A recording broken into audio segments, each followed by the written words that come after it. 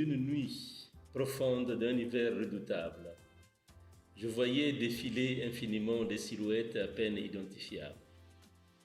Ma mémoire fut envahie, mon repos troublé par le poids des images difficilement interprétables.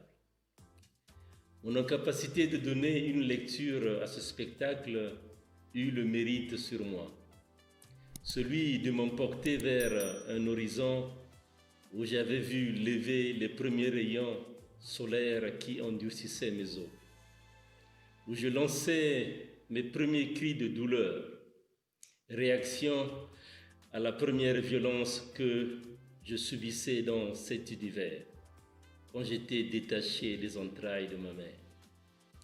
Mes angoisses commençaient à se dissiper devant ce tableau nouveau qui se dessinait. Mon biotope, mon tiroir, ma terre natale, je le revoyais, je le contemplais. Ces eaux qui s'étendent sur toute l'étendue, où les jacinthes d'eau douce cohabitent avec les nasses. Ces forêts denses, souvent impénétrables, symbole d'une nature hostile à la violence humaine. Cette vie communautaire, à la limite exagérée, où personne ne peut vivre sans l'autre, où chacun naît pour soi, le Mbongi, ce foyer d'encadrement dans le pays profond, où les octogénaires, dépositaires des valeurs traditionnelles, transmettent sans crayon ni bic leur savoir, expérience aux jeunes générations qui doivent prendre le témoin. Je le renvoyais, je le contemplais. La rue, ce cadre éducatif informel où personne ne peut s'en passer, où la contrainte n'a pas souvent sa place, une école sans moniteur. Je la renvoyais, je la revoyais, la contemplais. Mon enfance, période où l'autre, pour avoir eu raison de me porter dans ses entrailles, devrait me façonner comme le potier devant l'argile, devrait me forger comme le forgeron devant un métal. Je le revivais. Ma jeunesse, forgée entre l'université, son formateur, la rue, et ce cadre éducatif rigide, l'école, n'a pu dessoucher en moi toute empreinte imposée par les bourreaux de mon enfance.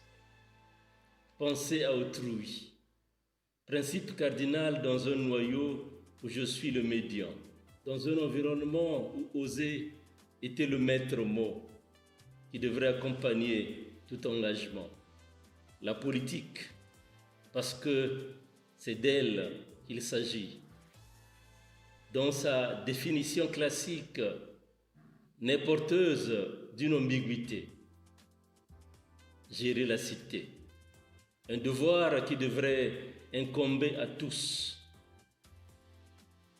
L'éluder était un civique, pensais-je, mais sa pratique, un mystère, une jungle.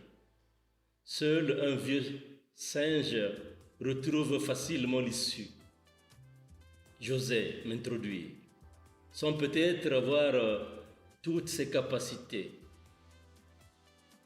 Mais rassuré par l'ouragan de l'Est qui écroula à son passage tout système fondé sur la pensée unique, je m'engageais dans ce labyrinthe qui me semblait favorable. Oui, favorable, parce que le moment était venu. Comme l'affirmait le vieux grec Démocrite, où chacun pouvait se lever, s'avancer et dire ce qu'il pensait. C'était la fin de la pensée unique, la fin de la trahison de Marx par ses traducteurs de sa pensée. Je m'engageais avec toute énergie, comme d'ailleurs tous ceux qui croyait à la venue définitive de l'aurore, de la Renaissance. Oh, triste songe! Pourquoi ramener ma tête plus basse que là où je pensais sortir par la grande porte? Un coup froid venait stamper mon pèlerinage.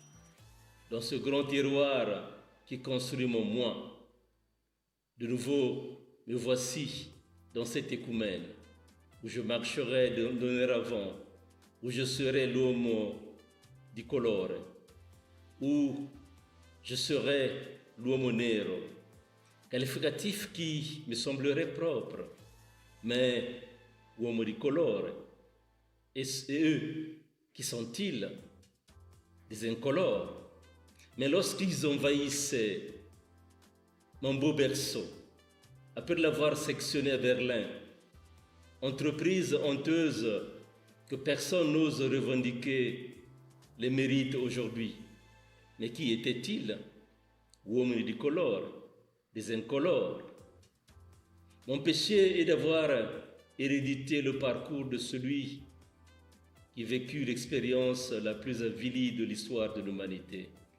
Esclave, colonisé, l'uomo di colore est également lui, et moi, l'uomo nero, descendant. Pourquoi mériterait plus?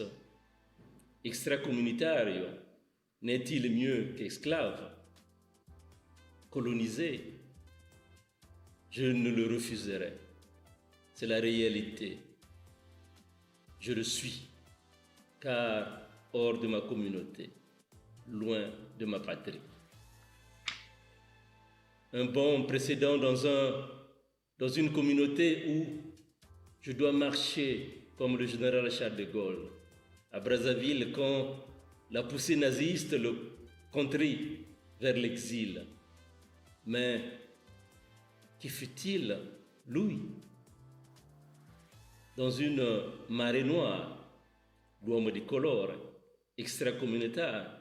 Non, il fut un super communautaire, car Brazzaville fut également un chez lui.